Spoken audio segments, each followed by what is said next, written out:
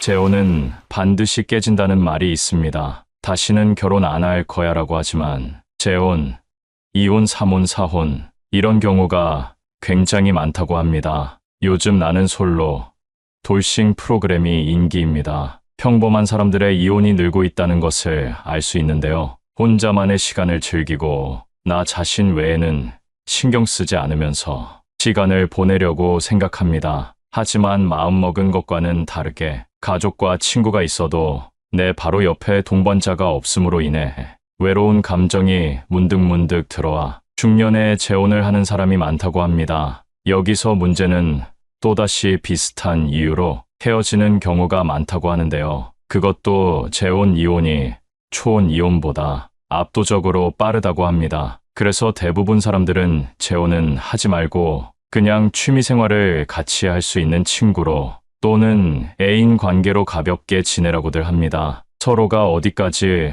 얼마나 이해를 할 수 있는지 충분히 생각해도 늦지 않음에도 만나자마자 확 불타오릅니다. 감정에 따라 재혼을 성급하게 결심합니다. 만난 지 얼마 되지도 않았는데 운명처럼 느껴져 놓치기 싫어집니다. 사랑만으로는 결혼을 유지할 수 없다는 것을 알고 있었지만 그 기억이 사라져 재혼한다는 말도 있습니다. 그만큼 판단력도 인내력도 흐려졌다는 이야기입니다. 하지만 뜨겁게 만나 사랑해도 왜 또 같은 이유로 헤어지게 될까요? 대부분의 사람들이 말리는 재혼, 왜 그렇게 반대하는지 알 수 있도록 재혼 전에 절대적으로 생각해야 할 내용에 대해 지금 바로 알려드리겠습니다. 재혼을 결심하게 되는 이유 중 하나는 상대의 장점이 단점보다 더 많아 보이기 때문입니다. 그리고 가족 중 누구보다 나를 생각해주고 다정하기도 하고 한없이 맞춰주는 모습에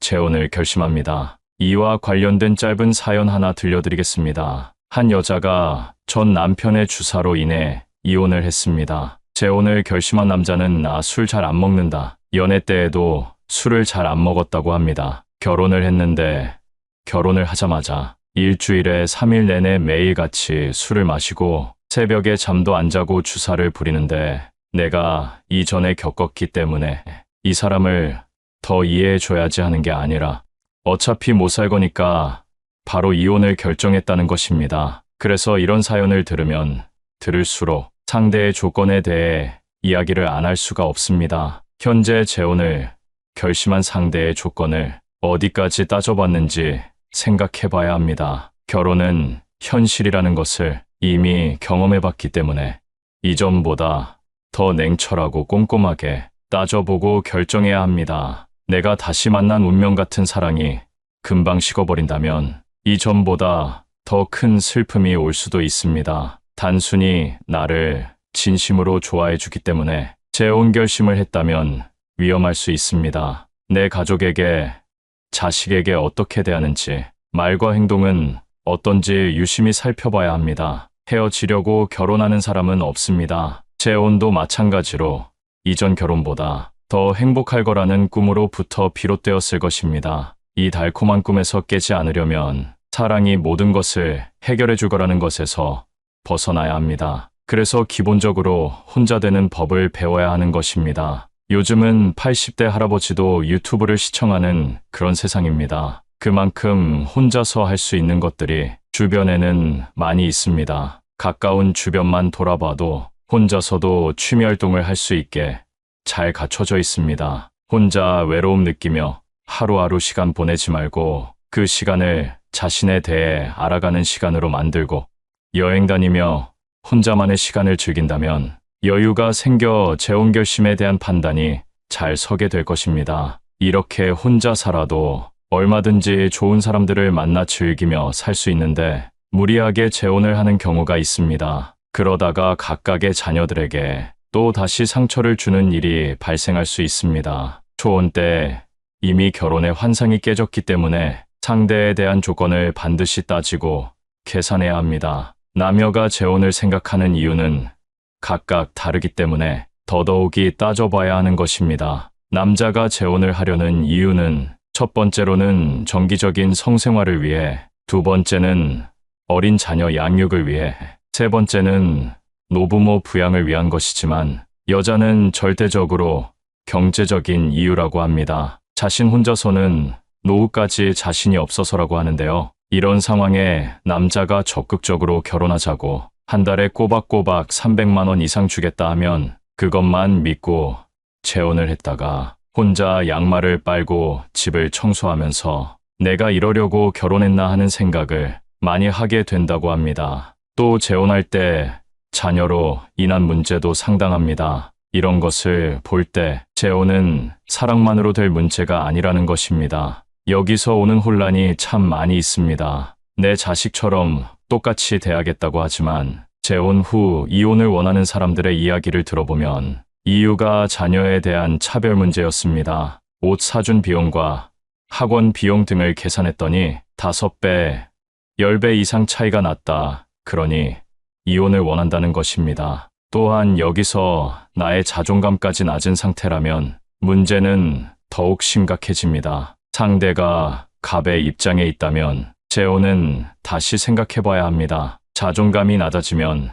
낮아질수록 내 주변에는 이상한 사람만 꼬여 있습니다. 내가 을의 입장이면 상대가 떠날까봐 매일 불안하고 오라고 하면 오고 가라고 하면 가고 그런 연애를 하면서도 쉽사리 헤어지지도 못합니다. 하지만 현재 이것을 보고 계신다면 빠르게 정리하는 것이 좋습니다. 그래서 혼자 되는 법을 배우고 시행해 보라고 한 것입니다. 중년의 삶을 축하할 때 이제는 꽃길만 걷자라는 표현을 하기도 합니다. 이처럼 꽃길만 걷는 삶을 사는 사람들을 보면 작은 일이라도 하면서 돈을 벌기도 하고 혼자 할 수 있는 취미를 찾아 즐기기도 합니다. 그리고 건강 유지를 위해 운동은 필수입니다. 혼자서 하고 싶은 것을 찾아서 시간을 보냅니다. 타인의 시선을 의식하지도 에너지를 낭비하지도 않습니다. 나의 외로움과 공허함을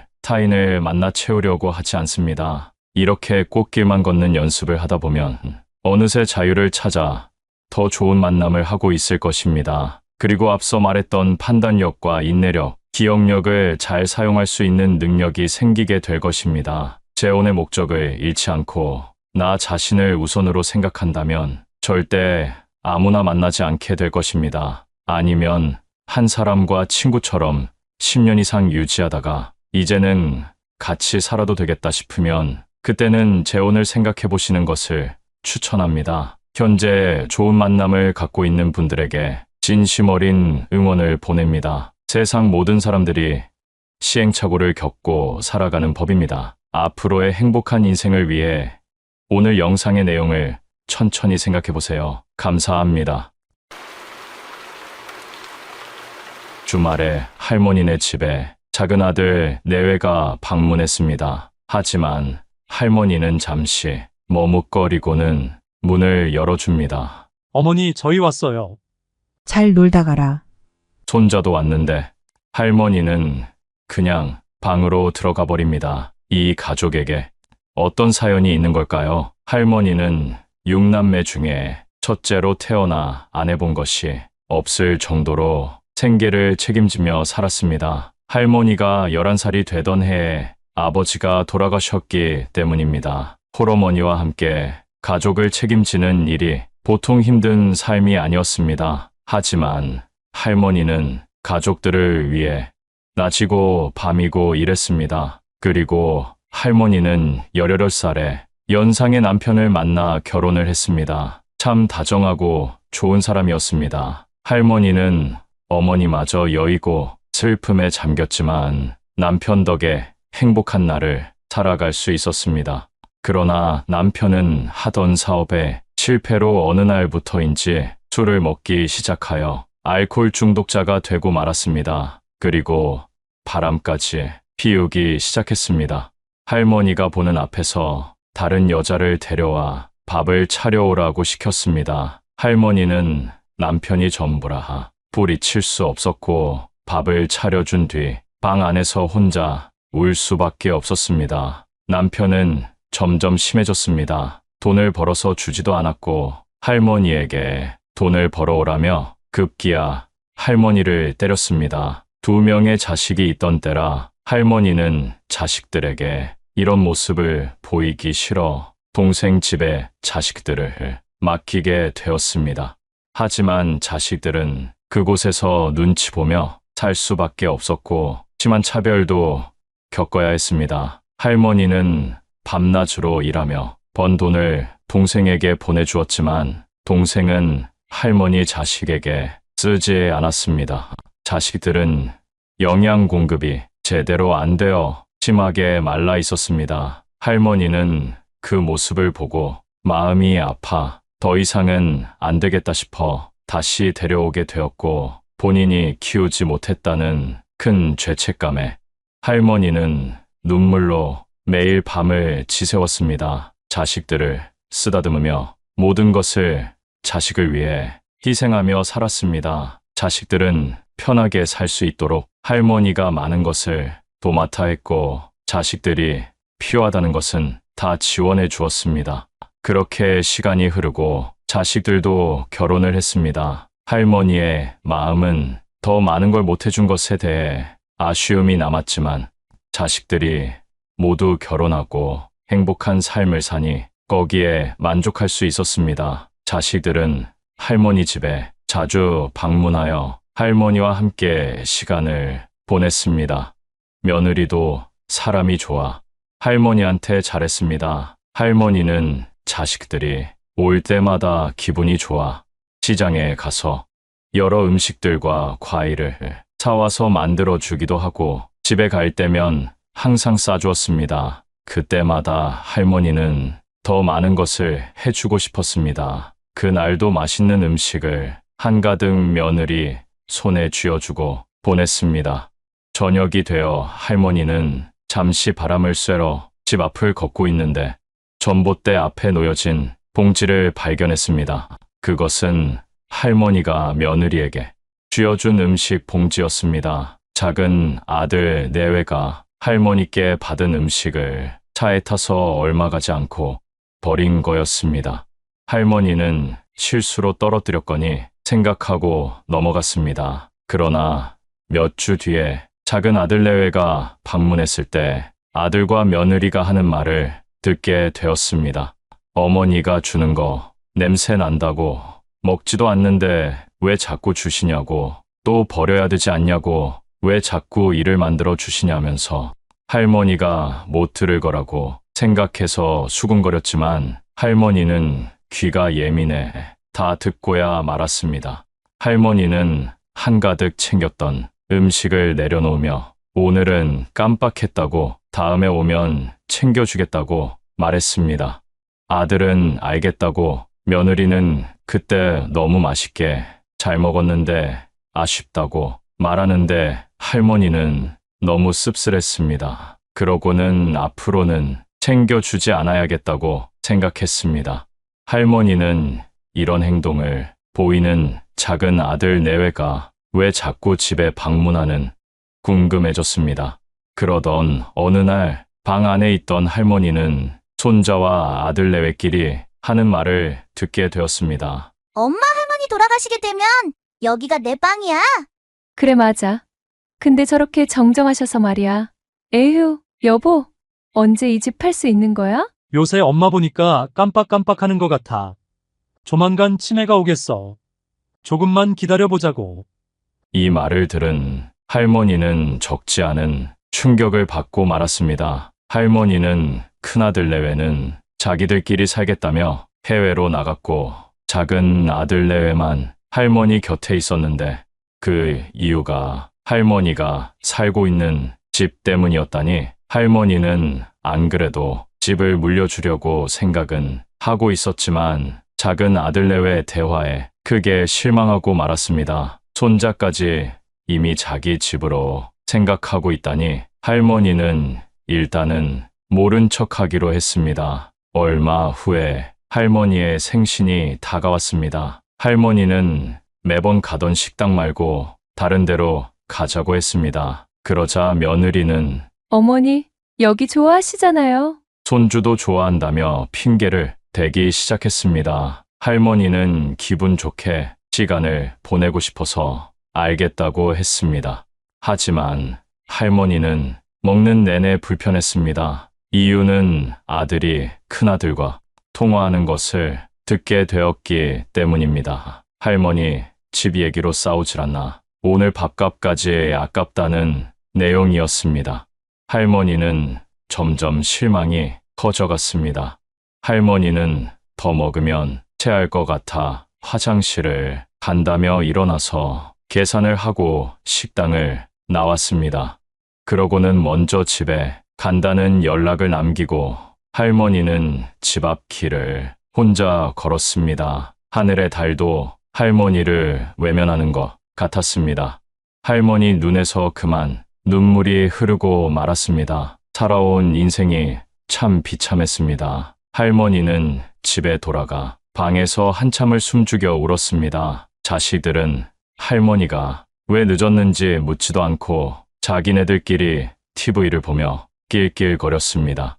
할머니는 인생을 돌아보며 깨닫기 시작했습니다. 멀리 사는 자식도 가까이 사는 자식도 하나같이 계산 속에 살고 있는 것을 볼 때, 또 그것을 가지고 싸우는 모습을 볼 때 그렇게 서글플 수가 없었습니다. 할머니는 10살이 되기도 전부터 산전수전 겪은 일들을 기억하고는 다짐했습니다. 이제라도 내 삶을 살아보자고, 이제 부모 노릇 그만하고 나를 위해서 살아보자고 큰 결심을 시작했습니다. 할머니는 자식들을 위해 희생하며 살아온 것을 생각하며 지금껏 못 해본 것들을 하나하나 적었습니다. 그리고 다음날 주변 사람들에게 모르는 것들을 물어보며 스스로 할 수 있는 것을 찾아서 배우기 시작했습니다. 느리기도 하고 실수도 잦았지만 그래도 계속 도전했습니다. 차라리 모르는 사람에게 물어보는 게 속이 편했습니다. 자식들은 뭐 하나 물어보면 왜 이렇게 못 알아듣냐며 핀잔 주기 일쑤였는데 그런 말 들으며 배우는 것보다 훨씬 나았습니다. 할머니는 이제 많은 것을 알게 되었고 할 수 있게 되었습니다. 또한 연금에 대해서도 공부하게 되어 집을 통해 얼마나 받으며 살 수 있는지도 다 알게 되었습니다. 이를 알게 된 며느리는 할머니에게 화를 내며 자기 준다는 이 집을 왜 어머니가 계속 살려고 하시냐며 큰 소리를 쳤습니다. 아들도 덩달아 치매 걸리면 누가 돌봐주냐며 자기네들밖에 없는 거 아니냐며 이야기합니다. 할머니는 이제 당당하게 내 집 내가 지킨다는데 너네가 무슨 권리로 말하는 거냐며 말씀하십니다. 그리고 치매 걸려도 너네 찾을 일 없다고, 그러니 걱정 말라고, 이런 말 할 거면 당장 내 집에서 나가라고 하십니다. 처음 보는 할머니의 모습에 작은 아들 내외가 당황하고 말았습니다. 이후 할머니는 자식들이 와도 할머니 할 일 하느라 바쁩니다. 할머니는 이제라도 자식을 내려놓고 자신만을 위한 삶을 시작했습니다. 여러분 한시 할머니를 보며 어떤 생각이 드시나요? 왜 내 자식에게는 이토록 약해지는 걸까요? 나의 아이가 언제 이렇게 컸는지 태어났을 때부터 성장할 때까지 옆에서 가장 많이 지켜본 사람이 바로 부모이기 때문입니다. 또한 자녀가 성장하여 스스로 잘한다고 해도 여전히 작은 아이로 보일 뿐입니다. 이게 바로 부모 마음입니다. 아이를 볼 때마다 정말 잘 키우겠노라고 힘들어도 참고 견디고 이겨내자고 매일 수백 번, 수천 번 다짐하면서 키워낸 내 자식이기 때문에 힘든 이 세상 살아가기 어려우니 뭐라도 있으면 더 해주고 싶은 마음이 드셨을 겁니다. 그래서 눈 감는 그날까지도 물려줄 재산이 얼마나 되는지 혹은 얼마나 될까를 생각하며 자식들을 위할 것입니다. 요즘에는 자식들이 집에 온다고 해도 썩 반갑지가 않습니다. 물려받을 재산 생각만 하고 부모는 안중에 없다는 게 느껴지기 때문인데요. 여러분은 자녀를 언제까지 책임져야 한다고 생각하시나요? 많은 부모님들이 눈을 감을 때까지도 그 책임감을 다 내려놓지 못합니다. 이렇게 부모는 자신이 눈 감을 때까지도 필요 이상의 것들까지 고민합니다.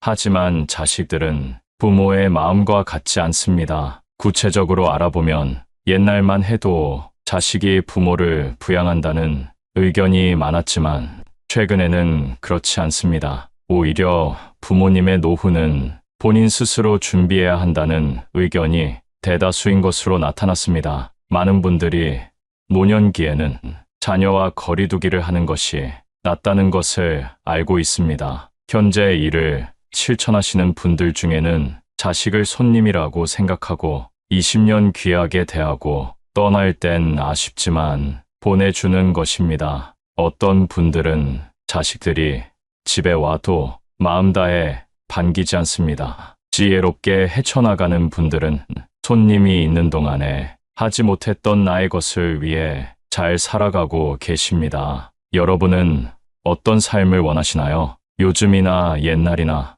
많은 분들이 자식에게 쓰는 돈은 아까워하지 않습니다. 그리고 재산의 대부분을 물려주려고 합니다. 그리고 자신에게 쓰려면 아까워합니다. 그래서 나이가 들면 돈을 쓰는 연습이 필요합니다. 돈은 쓰기 위해 번다는 말이 있습니다. 남은 노후만큼은 우리 부모님들 자신을 위해서 편안하게 지내셨으면 좋겠습니다.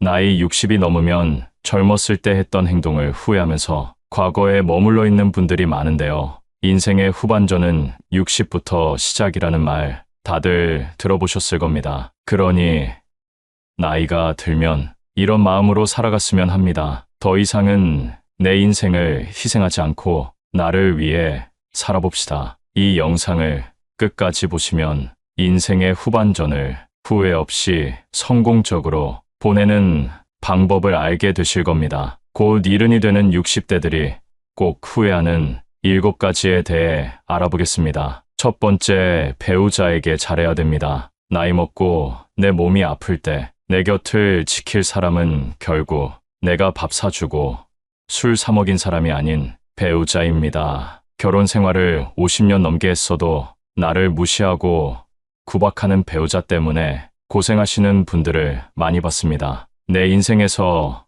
어쩌면 나보다 더 소중히 여겨야 할 사람에게 무뚝뚝하고 퉁명스럽게 대하고 무시하지 마세요. 어떤 남편은 밖에서 대인 소리를 듣고 아주 평판이 좋은데 집에 있을 때면 배우자에게 욕설을 하고 술주정을 한다고 합니다. 앞과 뒤가 다른 모습에 괴로워하고 서러워하는 분들을 많이 봤습니다. 이런 사연을 접하면 우리 어머니 생각도 나고 마음 한켠이 아려옵니다. 배우자를 막대한 사람의 말로는 말씀드리지 않아도 잘 아실 겁니다. 만약 지금 나의 행동이 상대를 무시하고 상처를 주고 있다면 지금이라도 늦지 않았습니다. 사과와 반성은 인생을 나아지게 만들어줍니다. 내가 아프면 자식이 날 챙길 거라고요? 천만의 말씀입니다. 아무리 금지옥엽 키웠어도 자식은 자식입니다. 자식은 자식의 역할이 있고 배우자는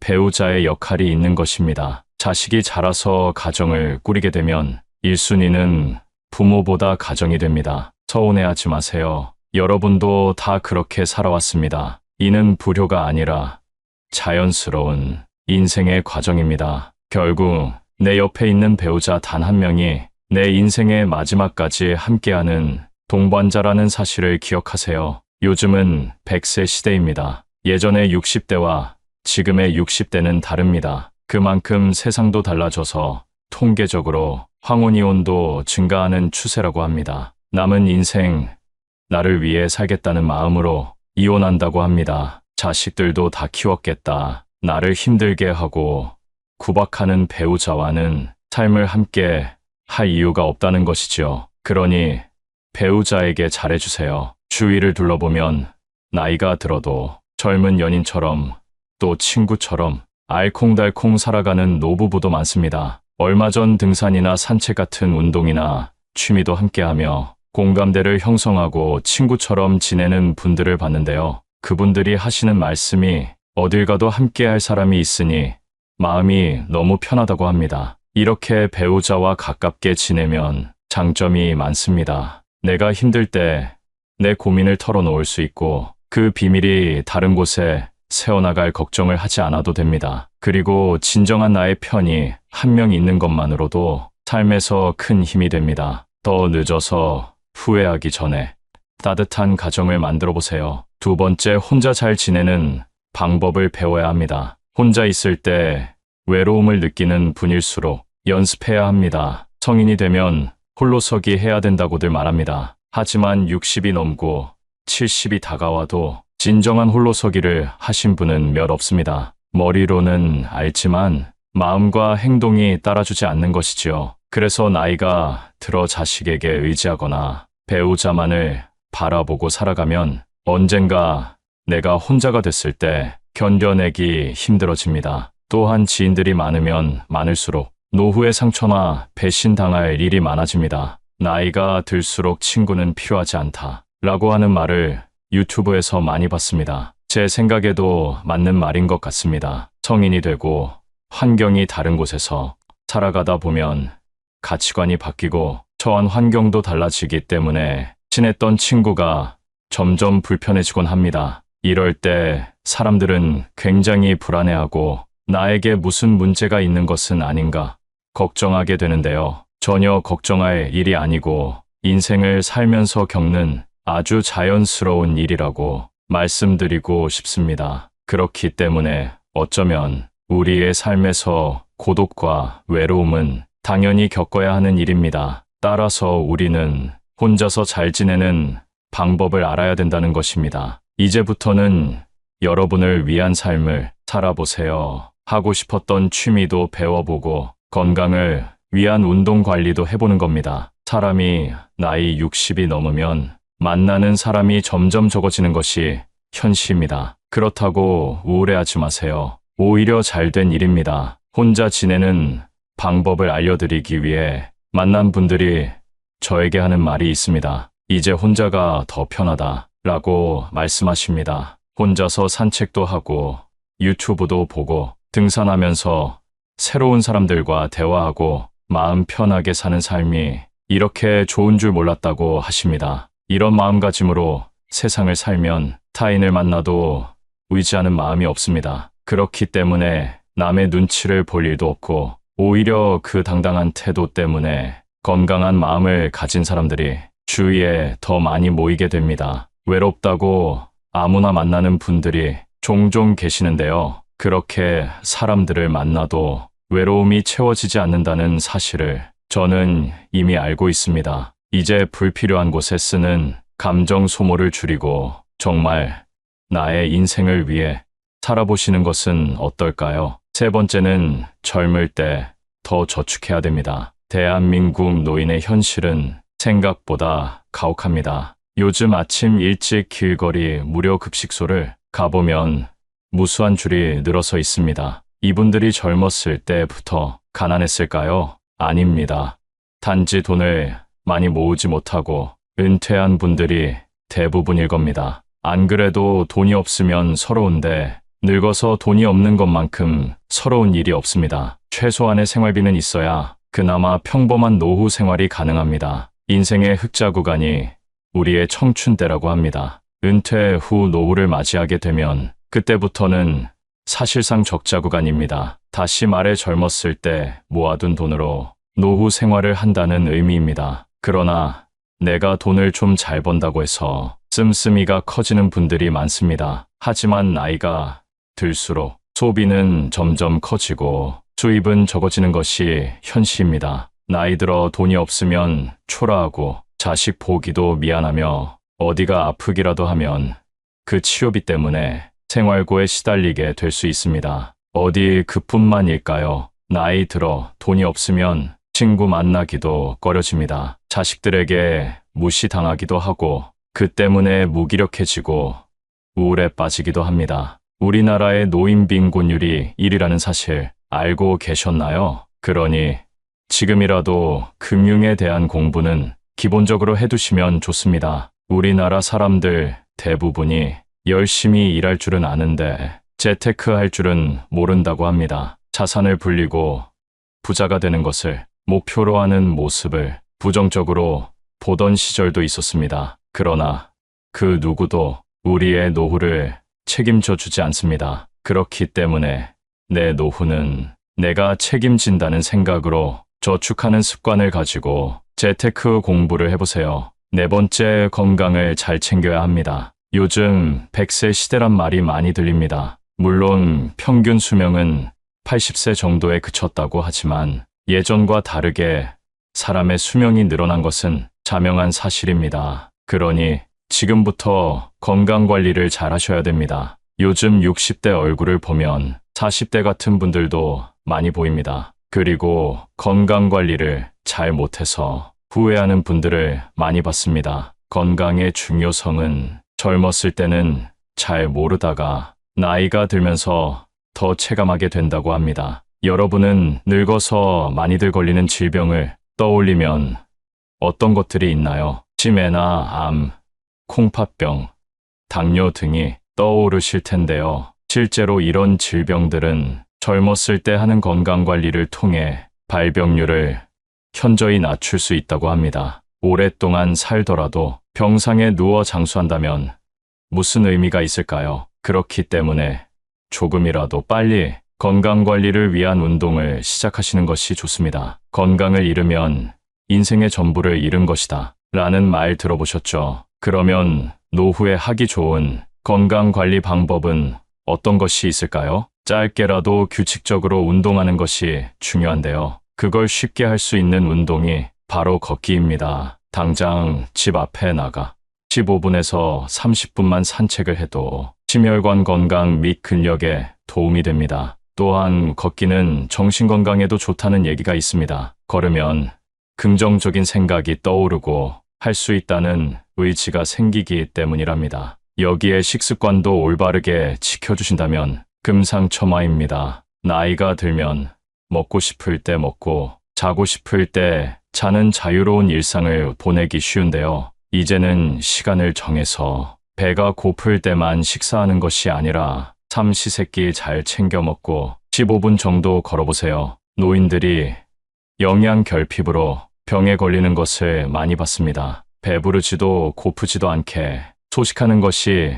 장수의 비결이라는 사실 잘 알고 계시지요? 일주일만 해도 체력이 달라지는 것이 느껴집니다. 다섯 번째는 배움을 두려워하면 안 됩니다. 어떤 상황이든 변명이나 핑계는 존재합니다. 나이가 들수록 나이를 핑계로 배움을 회피하는 경향이 많은데요. 더 이상은 두려워하지 마시고 새로운 것을 배우는 걸 도전해보세요. 요즘은 시니어들의 전성시대입니다. 의외로 여러분 나이대에 새로운 취미를 배우고자 하는 사람이 많다는 사실을 현장에 가보시면 느낄 수 있을 겁니다. 막상 무언가를 배우기 전에는 내가 할 수 있을까 막연한 두려움이 있지만 막상 시작해보면 별거 아닙니다. 인생은 후반전부터 아니겠습니까? 내 인생 나를 위해 즐기는데 두려울 것이 뭐가 있을까요? 물론 오랜만에 몸을 움직이고 무언가를 배우면 즐기려고 시작한 취미가 고통이 되곤 합니다. 그렇다고 그만두는 것은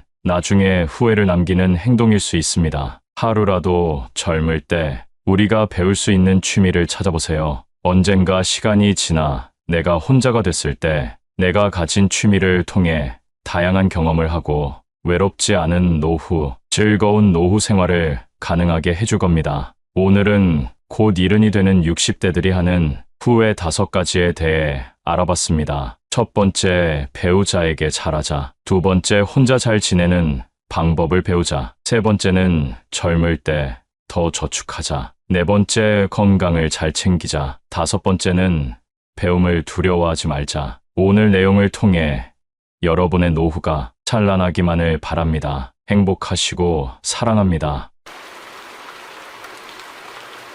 여러분 주위에 항상 필요할 때만 연락이 오는 지인이 있으신가요? 이런 사람은 내가 연락하기 전까지 절대 먼저 연락하는 일이 없는데요. 내가 연락한 만큼은 아니더라도 한 번쯤은 연락해 주기를 기대하지만 그런 일은 없더라고요. 물을 주지 않아 말라서 죽어버리는 화분처럼 연락 없는 관계는 점점 흐릿해져 끊어지게 됩니다. 가족이라도 연락 없이는 한결같은 관계를 이어가기 힘든데요. 이런 인간관계 꼭 유지해야만 할까요? 먼저 연락을 안 하는 데에는 여러 가지 사연이 있을 것입니다. 살아가면서 여유가 없을 수도 있고 혼자인 것을 즐기는 경우도 있습니다. 또 자신의 가치관에 따른 소통 방식과 생활 방식이 달라서일 수도 있습니다. 그래서 현재 나와 문제가 있는 사람이 나의 성향과 생각이 맞는 사람인지도 깊게 생각해 봐야 합니다. 그리고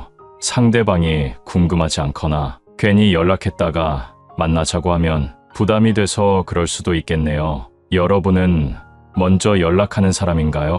아니면 그 반대의 사람인가요? 연락하는 것에는 간단하게 두 가지 이유가 있습니다. 먼저 첫 번째는 자기가 필요해서, 두 번째는 상대방이 어떻게 지내는지 안부를 묻기 위해서 하는 경우입니다. 여기서 자기가 필요해서 연락하는 경우는 상대방에게 절대 먼저 연락을 하지 않습니다. 나에게 무언가 필요할 때만 연락하는 사람이 있으신가요? 아니면 그렇게 느껴지는 사람이 있으신가요? 이러한 연락 문제로 스트레스를 조금이라도 받고 있는 분이라면 본 영상을 끝까지 시청하셔서 꼭 도움이 되기를 바랍니다. 나의 주변에 누군가가 연락 문제로 속상하게 하고 있다면 그 사람을 떠올리며 들어보신다면 충분히 도움이 될 것입니다. 연락을 먼저 안 하는 경우를 크게 두 가지로 말씀드릴 수 있는데요. 첫째는 나이가 들어갈수록 혼자가 편한 성격으로 변했기 때문입니다.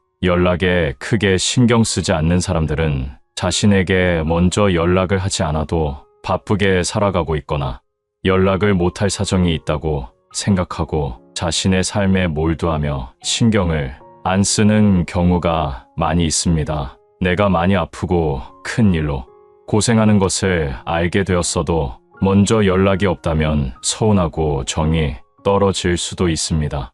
하지만 이 경우가 아닌 이상 나도 사는 게 바쁜데 다들 정신없게 사는가 보다 하며 자기 일을 하며 살아갑니다. 세상 사람들이 다 나와 같지 않기 때문에 나에게 먼저 연락을 안 하더라도 신경을 쓰며 시간을 보내기보다 나에게 주어진 오늘을 즐기면서 살아가는 것입니다. 먼저 연락이 오지 않으면 자기 인생 바쁘고 즐겁게 사는가 보다 하고 마음 편히 생각하면서 나도 내 인생 즐겁고 행복하게 굳이 그런 관계 신경 쓰지 말고 살아가면 되는 것입니다. 나이가 들면서부터 오랜 시간 지내온 친구들도 모두 귀찮아지고 어디 한 곳에 매여 있는 것도 싫어집니다.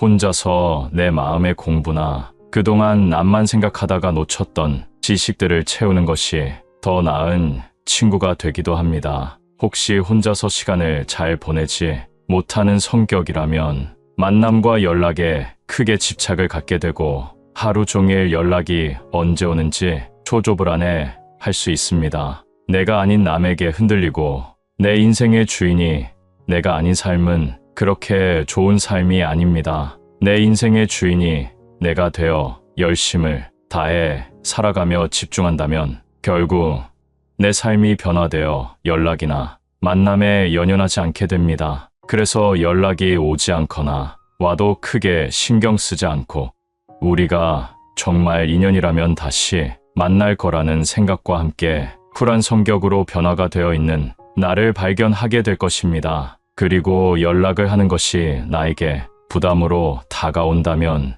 내가 먼저 연락을 하지 않아도 됩니다. 그럼 나에게 오던 연락이 점점 사라지면서 결국 끊기게 되면 그것이 나에게 윤택한 삶이 될 수 있습니다. 혼자 즐기는 생활도 노력이 필요합니다. 1년, 2년 유지한다면 내 인생에 없었던 행복한 삶이 그 끝에 기다리고 있을지 모릅니다. 혼자 있는 행복감을 먼저 알고 살아가고 있는 사람들은 연락이나 만남 자체를 피곤하게 여기며 굳이 연락을 먼저 하지 않게 된다는 말씀을 하기도 하셨습니다. 연락을 먼저 하지 않는 이유, 둘째로 연락하는 것에 기가 빨리기 때문입니다. 요즘은 전화 연락을 하는 것에 부담감을 느끼는 경우가 많이 있습니다. 중간중간 어색하게 침묵하게 되는 상황을 못 견뎌하는 분들이 많이 있다고 합니다.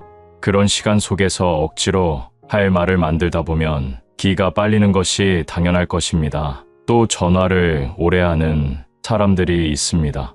잘 지내는지 정도의 안부 인사에 너무 많은 말을 쏟아내 듣는 것만으로도 기가 빨리게 됩니다. 주위에 전화기를 오래 잡고 있는 사람들 있으신가요? 전화, 통화 내용이 재밌으면 괜찮을 수도 있겠지만 반응을 보이며 듣고 있어야 하는 그 시간이 빨리 끊고 싶어 초조하기만 합니다. 또한 말이 끊기지가 않아 전화조차 끊자고 할 수 없는 상황에 타이밍만 보고 있습니다. 그리고 대하기 어려운 사람과의 통화라면 더더욱 리액션에 신경을 써야 하고 웃기도 해야 하는데 에너지가 너무 많이 쓰인다는 것입니다. 특히 내 얘기를 잘 듣고 있는지 확인하며 눈치를 살피는 사람도 있기 때문에 그 사람과는 선뜻 통화하기가 두려워지기도 합니다. 이렇게 어느 정도 거리를 두면 편해지는 관계가 있습니다. 감정에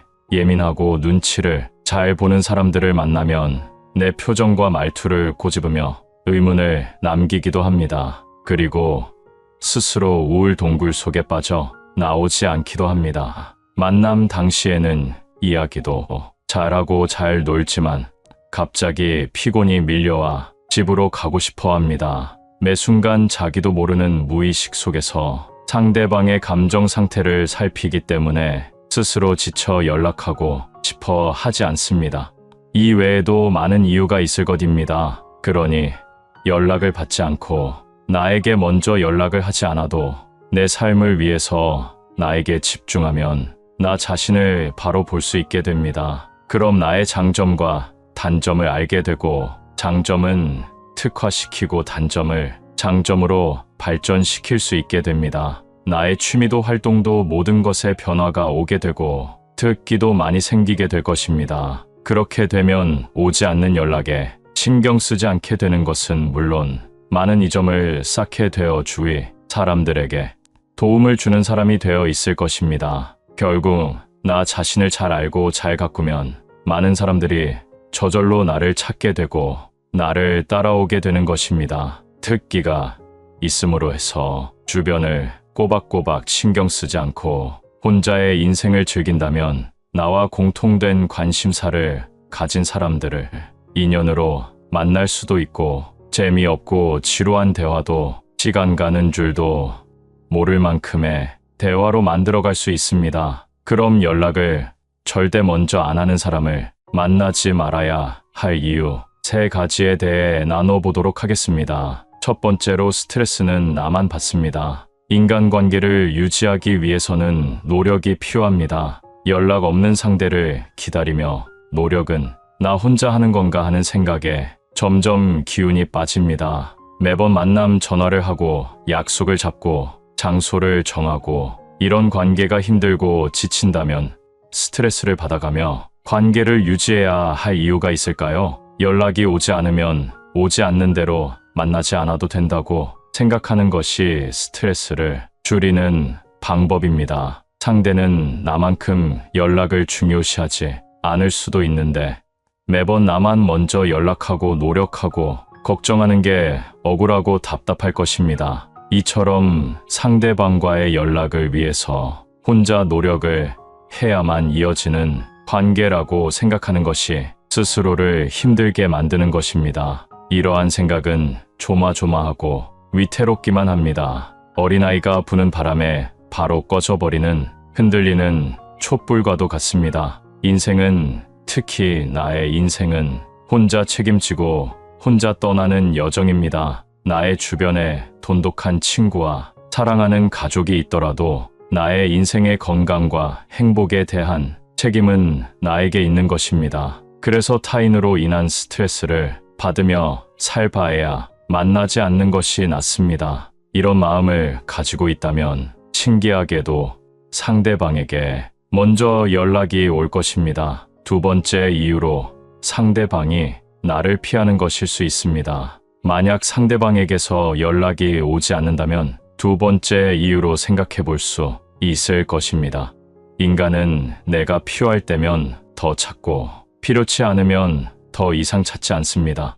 심심하고 지루한 일상을 위해, 그리고 정서적 안정감과 물질적인 것을 위해 만남을 필요로 할 수 있다는 것입니다. 큰 일, 즉 경조사와 같은 일 외에도 아무 때나 전화해서 고주알미주알 자랑하거나 남의 이야기를 하는 것도 다 필요에 의한 연락에 포함됩니다. 상대방에게 자기 위주의 이기적인 만남과 연락을 하고 있지는 않으신가요? 혹시 친하다고 생각하는 사람이 절대 먼저 연락을 하지 않는다면 꼭 생각해 보시면 좋겠습니다. 그 사람은 나의 연락이 부담스럽거나 일부러 피하고 있는 것일 수도 있습니다.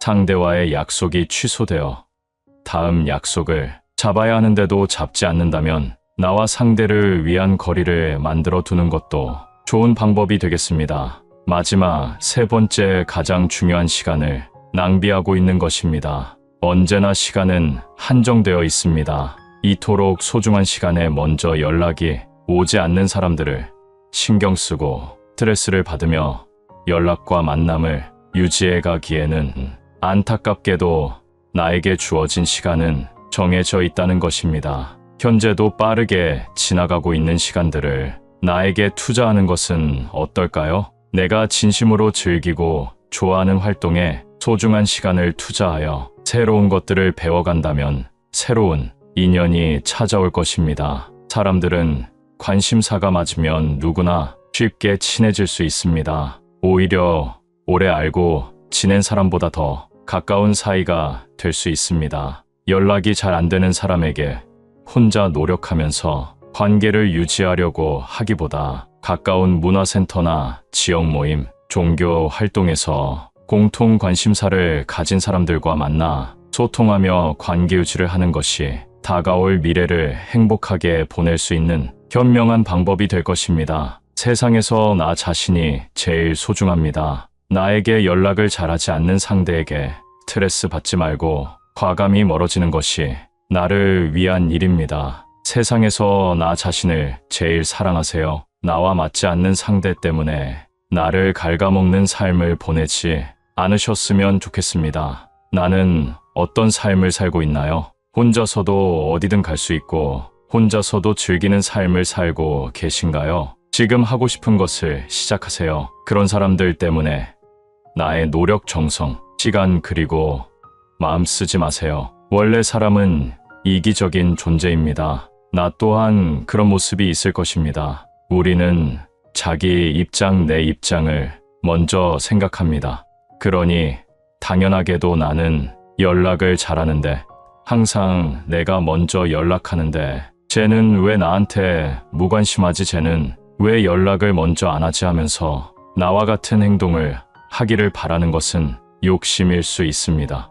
내가 상대방의 마음을 어떻게 할 수 없어도 내 마음은 마음먹으면 내 마음대로 할 수 있습니다. 내가 받아들일 수 있는 관계가 어디까지인지 생각하고 이어간다면 마음이 편해질 것입니다. 상대방도 나도 서로를 아끼며 노력하는 관계는 일에 치이고 삶이 여유가 없어 연락을 못하더라도 미안해하며 한 통의 연락에도 고마워할 것입니다. 시간이 많이 지나도록 연락을 못했어도 만났을 때 편안하고 어색해하지 않고 즐겁고 좋다면 그것 자체로 좋은 관계가 아닐까요? 여러분 주위에 항상 필요할 때만 연락이 오는 지인이 있으신가요? 이런 사람은 내가 연락하기 전까지 절대 먼저 연락하는 일이 없는데요. 내가 연락한 만큼은 아니더라도 한 번쯤은 연락해 주기를 기대하지만 그런 일은 없더라고요. 물을 주지 않아 말라서 죽어버리는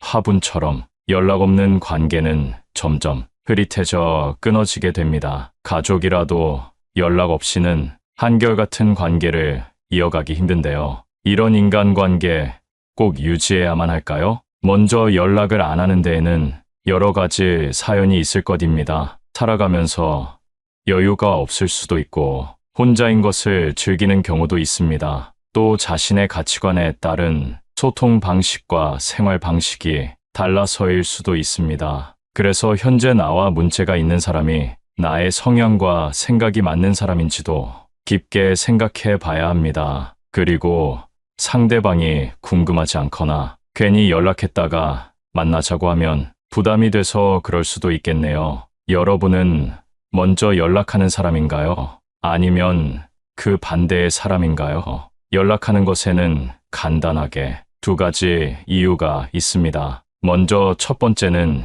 자기가 필요해서, 두 번째는 상대방이 어떻게 지내는지 안부를 묻기 위해서 하는 경우입니다. 여기서 자기가 필요해서 연락하는 경우는 상대방에게 절대 먼저 연락을 하지 않습니다. 나에게 무언가 필요할 때만 연락하는 사람이 있으신가요? 아니면 그렇게 느껴지는 사람이 있으신가요? 이러한 연락 문제로 스트레스를 조금이라도 받고 있는 분이라면 본 영상을 끝까지 시청하셔서 꼭 도움이 되기를 바랍니다. 나의 주변에 누군가가 연락 문제로 속상하게 하고 있다면 그 사람을 떠올리며 들어보신다면 충분히 도움이 될 것입니다. 연락을 먼저 안 하는 경우를 크게 두 가지로 말씀드릴 수 있는데요. 첫째는 나이가 들어갈수록 혼자가 편한 성격으로 변했기 때문입니다. 연락에 크게 신경 쓰지 않는 사람들은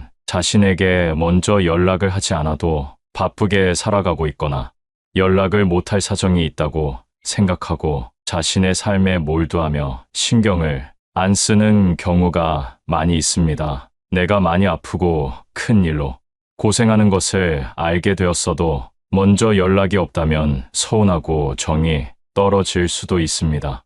하지만 이 경우가 아닌 이상 나도 사는 게 바쁜데 다들 정신없게 사는가 보다 하며 자기 일을 하며 살아갑니다. 세상 사람들이 다 나와 같지 않기 때문에 나에게 먼저 연락을 안 하더라도 신경을 쓰며 시간을 보내기보다 나에게 주어진 오늘을 즐기면서 살아가는 것입니다. 먼저 연락이 오지 않으면 자기 인생 바쁘고 즐겁게 사는가 보다 하고 마음 편히 생각하면서 나도 내 인생 즐겁고 행복하게 굳이 그런 관계 신경 쓰지 말고 살아가면 되는 것입니다. 나이가 들면서부터 오랜 시간 지내온 친구들도 모두 귀찮아지고 어디 한 곳에 매여 있는 것도 싫어집니다. 혼자서 내 마음의 공부나 그동안 남만 생각하다가 놓쳤던 지식들을 채우는 것이 더 나은 친구가 되기도 합니다. 혹시 혼자서 시간을 잘 보내지 못하는 성격이라면 만남과 연락에 크게 집착을 갖게 되고 하루 종일 연락이 언제 오는지 초조불안해 할 수 있습니다. 내가 아닌 남에게 흔들리고 내 인생의 주인이 내가 아닌 삶은 그렇게 좋은 삶이 아닙니다. 내 인생의 주인이 내가 되어 열심을 다해 살아가며 집중한다면 결국 내 삶이 변화되어 연락이나 만남에 연연하지 않게 됩니다. 그래서 연락이 오지 않거나 와도 크게 신경 쓰지 않고 우리가 정말 인연이라면 다시 만날 거라는 생각과 함께 쿨한 성격으로 변화가 되어 있는 나를 발견하게 될 것입니다. 그리고 연락을 하는 것이 나에게 부담으로 다가온다면 내가 먼저 연락을 하지 않아도 됩니다. 그럼 나에게 오던 연락이 점점 사라지면서 결국 끊기게 되면 그것이 나에게 윤택한 삶이 될 수 있습니다. 혼자 즐기는 생활도 노력이 필요합니다. 1년, 2년 유지한다면 내 인생에 없었던 행복한 삶이 그 끝에 기다리고 있을지 모릅니다. 혼자 있는 행복감을 먼저 알고 살아가고 있는 사람들은 연락이나 만남 자체를 피곤하게 여기며 굳이 연락을 먼저 하지 않게 된다는 말씀을 하기도 하셨습니다. 연락을 먼저 하지 않는 이유, 둘째로 연락하는 것에 기가 빨리기 때문입니다. 요즘은 전화 연락을 하는 것에 부담감을 느끼는 경우가 많이 있습니다. 중간중간 어색하게 침묵하게 되는 상황을 못 견뎌하는 분들이 많이 있다고 합니다.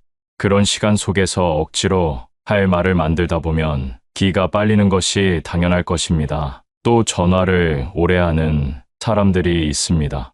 잘 지내는지 정도의 안부 인사에 너무 많은 말을 쏟아내 듣는 것만으로도 기가 빨리게 됩니다. 주위의 전화기를 오래 잡고 있는 사람들 있으신가요? 전화, 통화 내용이 재밌으면 괜찮을 수도 있겠지만 반응을 보이며 듣고 있어야 하는 그 시간이 빨리 끊고 싶어 초조하기만 합니다. 또한 말이 끊기지가 않아 전화조차 끊자고 할 수 없는 상황에 타이밍만 보고 있습니다. 그리고 대하기 어려운 사람과의 통화라면 더더욱 리액션에 신경을 써야 하고 웃기도 해야 하는데 에너지가 너무 많이 쓰인다는 것입니다. 특히 내 얘기를 잘 듣고 있는지 확인하며 눈치를 살피는 사람도 있기 때문에 그 사람과는 선뜻 통화하기가 두려워지기도 합니다. 이렇게 어느 정도 거리를 두면 편해지는 관계가 있습니다. 감정에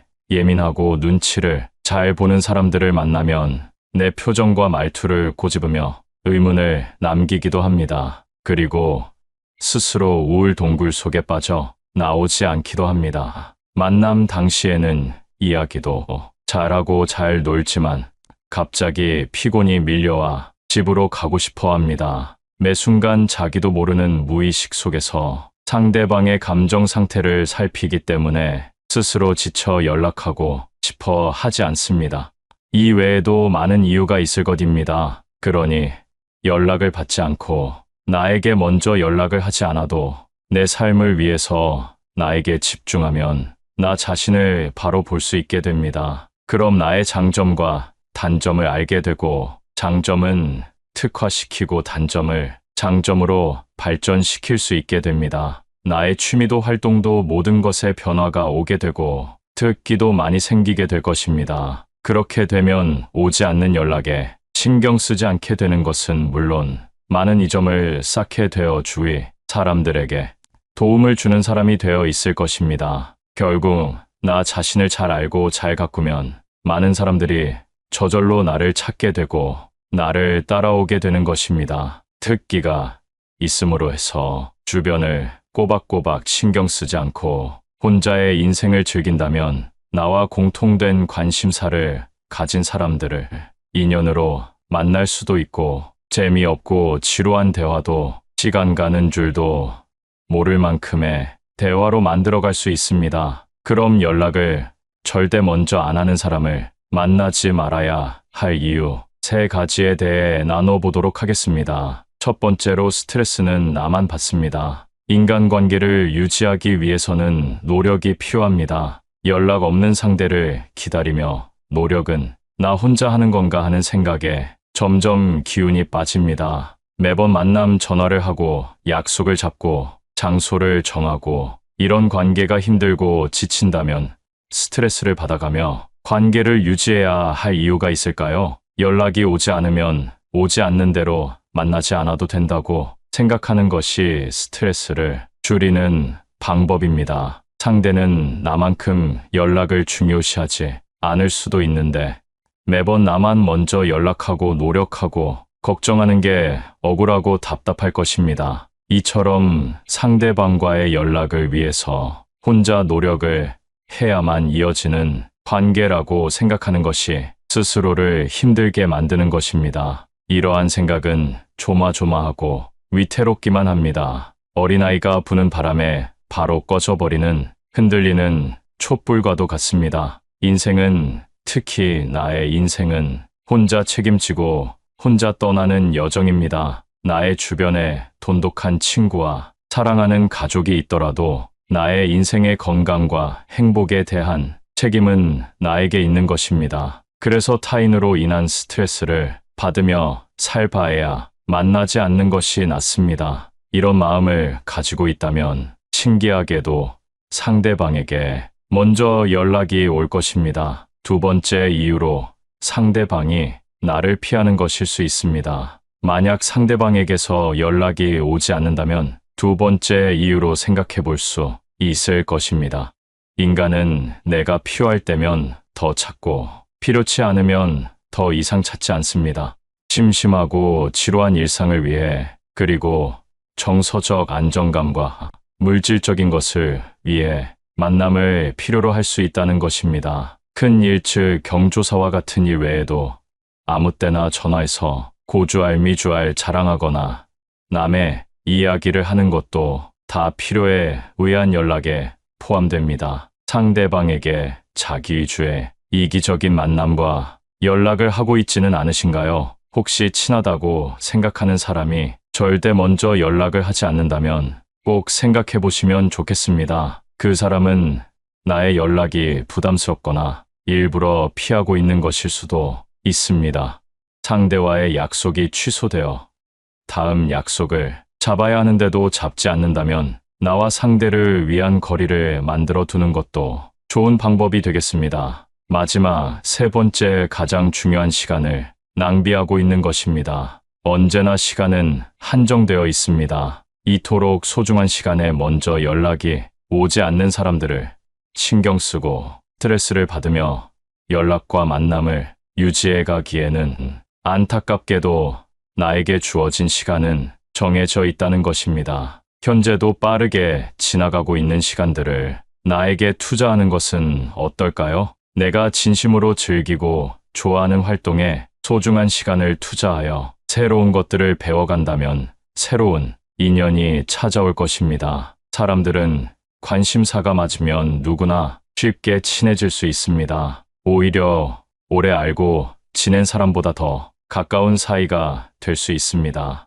연락이 잘 안 되는 사람에게 혼자 노력하면서 관계를 유지하려고 하기보다 가까운 문화센터나 지역 모임, 종교 활동에서 공통 관심사를 가진 사람들과 만나 소통하며 관계 유지를 하는 것이 다가올 미래를 행복하게 보낼 수 있는 현명한 방법이 될 것입니다. 세상에서 나 자신이 제일 소중합니다. 나에게 연락을 잘하지 않는 상대에게 스트레스 받지 말고 과감히 멀어지는 것이 나를 위한 일입니다. 세상에서 나 자신을 제일 사랑하세요. 나와 맞지 않는 상대 때문에 나를 갉아먹는 삶을 보내지 않으셨으면 좋겠습니다. 나는 어떤 삶을 살고 있나요? 혼자서도 어디든 갈 수 있고 혼자서도 즐기는 삶을 살고 계신가요? 지금 하고 싶은 것을 시작하세요. 그런 사람들 때문에 나의 노력, 정성, 시간 그리고 마음 쓰지 마세요. 원래 사람은 이기적인 존재입니다. 나 또한 그런 모습이 있을 것입니다. 우리는 자기 입장, 내 입장을 먼저 생각합니다. 그러니 당연하게도 나는 연락을 잘하는데 항상 내가 먼저 연락하는데 쟤는 왜 나한테 무관심하지? 쟤는 왜 연락을 먼저 안 하지? 하면서 나와 같은 행동을 하기를 바라는 것은 욕심일 수 있습니다. 내가 상대방의 마음을 어떻게 할 수 없어도 내 마음은 마음먹으면 내 마음대로 할 수 있습니다. 내가 받아들일 수 있는 관계가 어디까지인지 생각하고 이어간다면 마음이 편해질 것입니다. 상대방도 나도 서로를 아끼며 노력하는 관계는 일에 치이고 삶이 여유가 없어 연락을 못하더라도 미안해하며 한 통의 연락에도 고마워할 것입니다. 시간이 많이 지나도록 연락을 못했어도 만났을 때 편안하고 어색해하지 않고 즐겁고 좋다면 그것 자체로 좋은 관계가 아닐까요? 이 영상을 보고 계시는 여러분 모두 힘들고 지치는 인간관계 이제는 떨쳐버리시고 조금이라도 그 스트레스에서 벗어나셨으면 좋겠습니다. 행복한 삶을 응원하겠습니다. 감사합니다.